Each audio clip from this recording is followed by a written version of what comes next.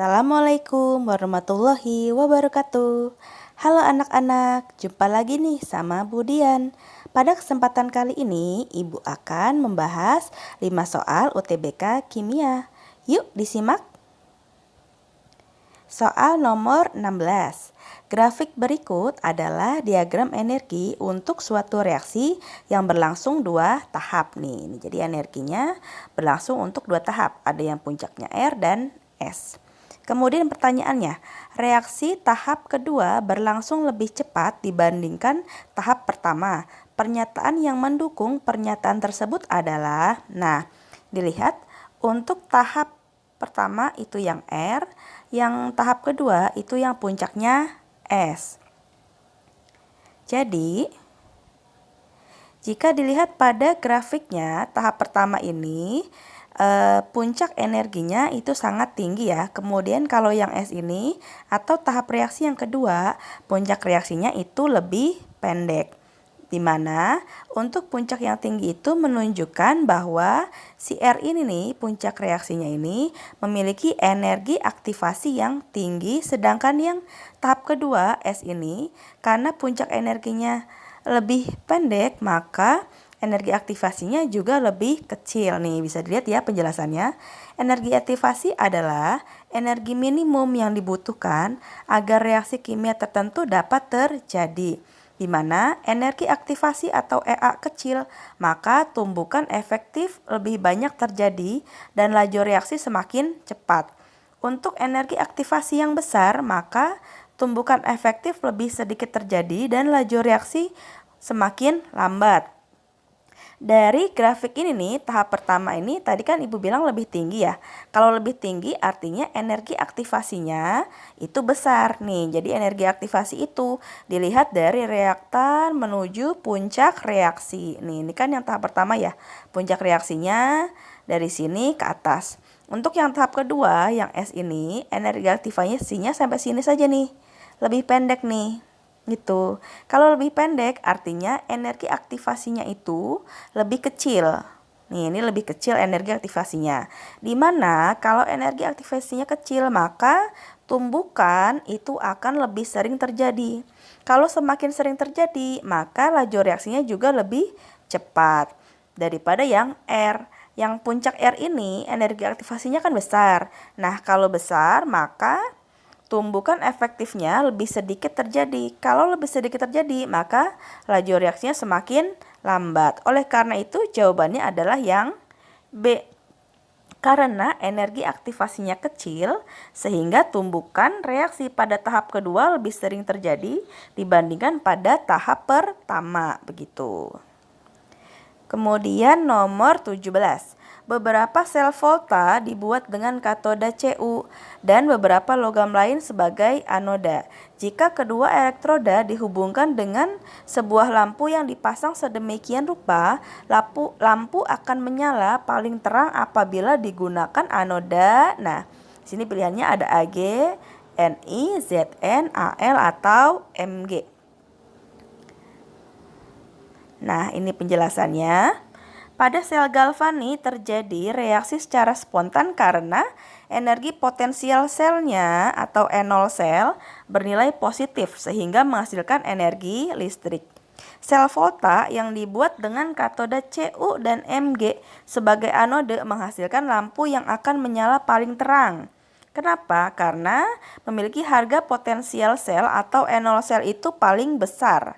Dalam deret volta, letak Mg paling kiri dibandingkan dengan anode yang lain. Nah, jadi ada yang namanya deret volta nih. Ini namanya deret volta.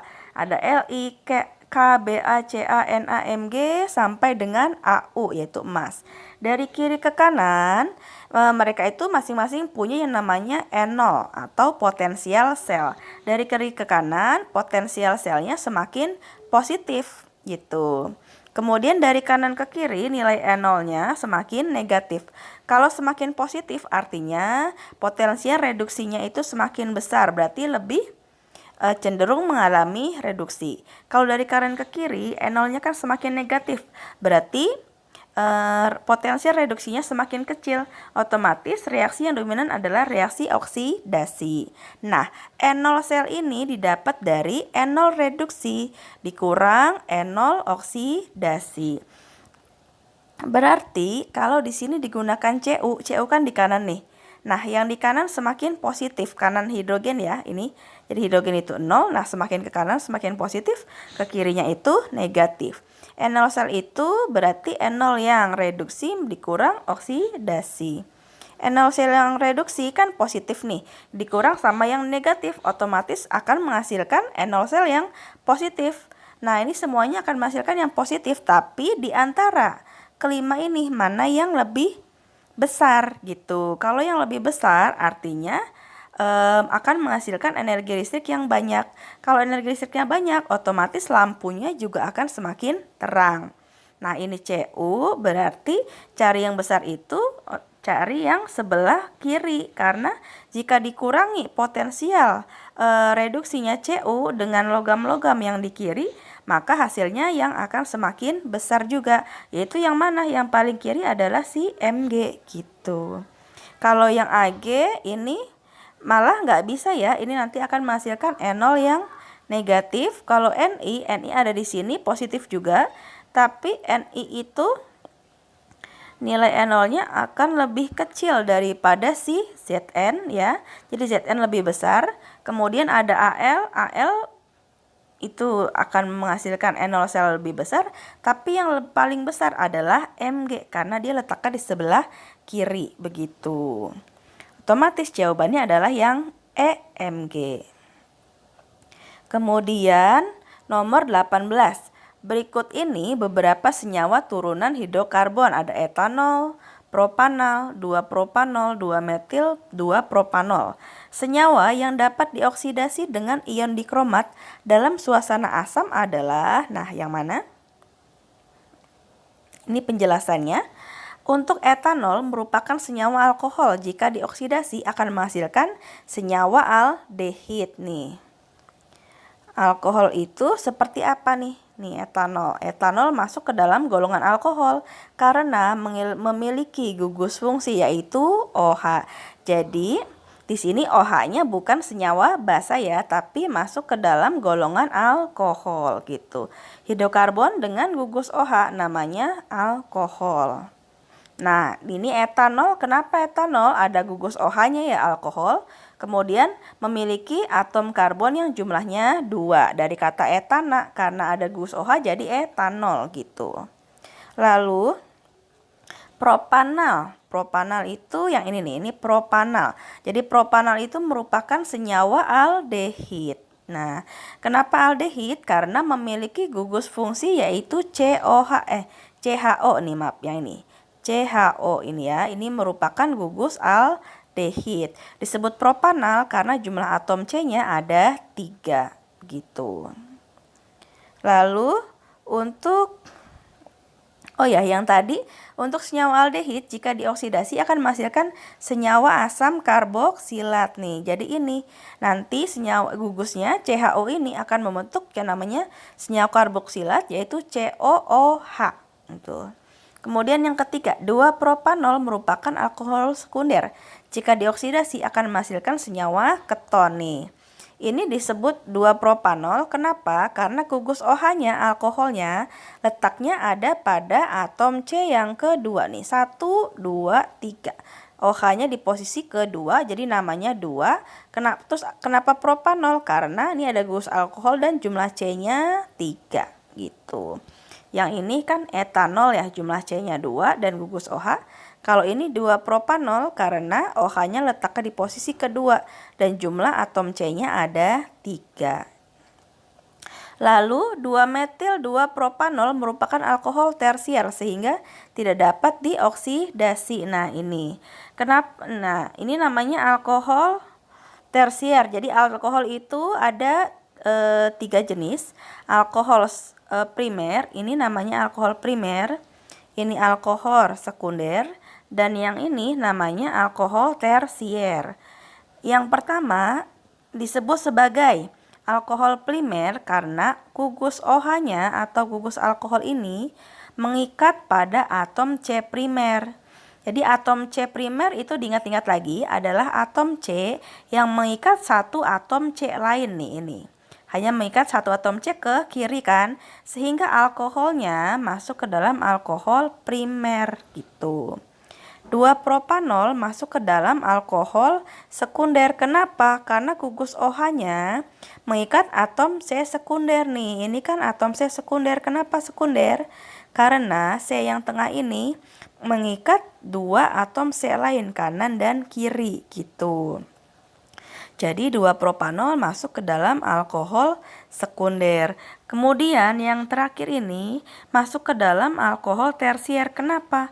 Karena OH-nya atau gugus alkoholnya mengikat atom C tersier nih. Atom C tersier diingat-ingat lagi mengikat 3 atom C lain. 1, 2, 3 gitu. Jadi OH-nya atau alkoholnya masuk ke dalam alkohol tersier gitu.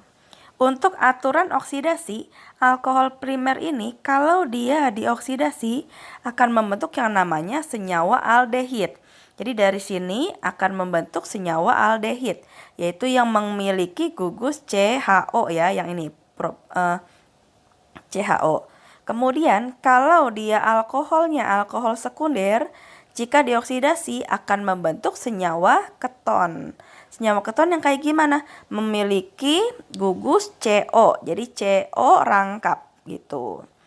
Kemudian kalau 2-metil-2-propanol alkohol tersier, nah ini tidak teroksidasi. Untuk propanol sendiri dari alkohol kan tadi jadi aldehid nih. Nah dari aldehid jadi apa? Aldehid masih bisa dioksidasi sehingga nantinya akan membentuk yang namanya senyawa asam karboksilat, yaitu yang gugus fungsinya COOH begitu. Otomatis jawabannya adalah yang bisa dioksidasi yaitu etanol, propanol, dan 2-propanol. Jadi jawabannya yaitu yang A1, 2, dan 3. Lanjut soal nomor 19. Gula yang memberikan uji positif dengan reaksi Benedict adalah, ini ada glukosa, gambarnya ya, glukosa, fruktosa, dan sukrosa gitu. Nah, ini penjelasannya. Larutan Benedict digunakan untuk menguji keberadaan gula pereduksi dalam suatu sampel. Gula pereduksi yang dapat diuji berupa monosakarida dan disakarida kecuali sukrosa. Jadi sebelum ke penjelasan yang lain ya, gula itu dibagi 3 nih. Ada monosakarida, disakarida, dan polisakarida. Kalau monosakarida berarti terdiri dari 1 sakarida atau 1 gula. Kalau disakarida terdiri dari 2 gula atau 2 sakarida. Dan kalau poli berarti terdiri dari banyak sakarida gitu. Nah,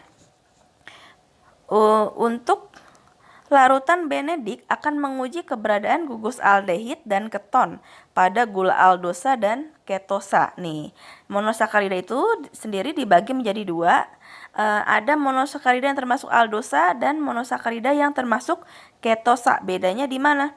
Kalau monosakarida yang termasuk aldosa berarti dalam monosakarida tersebut terdapat yang namanya gugus aldehid yaitu CHO.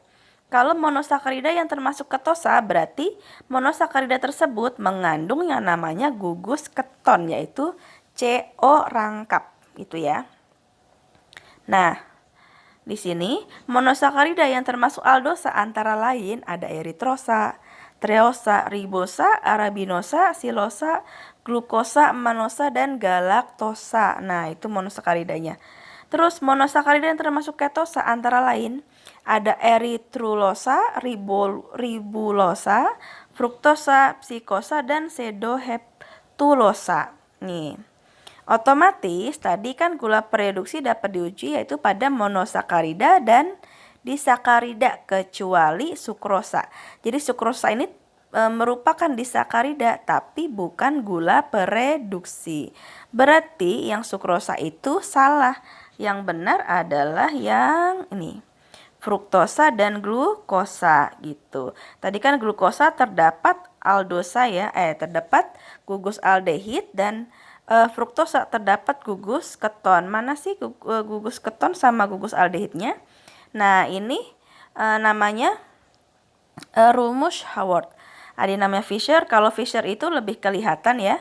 Ini karena rumus Howard, jadi memang gugusnya tidak terlalu kelihatan gitu. Untuk glukosa sendiri, gugus aldehidnya itu ada di sini nih. Jadi CHO, karena ini gugus Howard, jadi ada yang digabung ya gitu. Untuk fruktosa, nah gugus ketonnya ada di sini nih sebenarnya CO gitu, CO rangkap 2 gitu.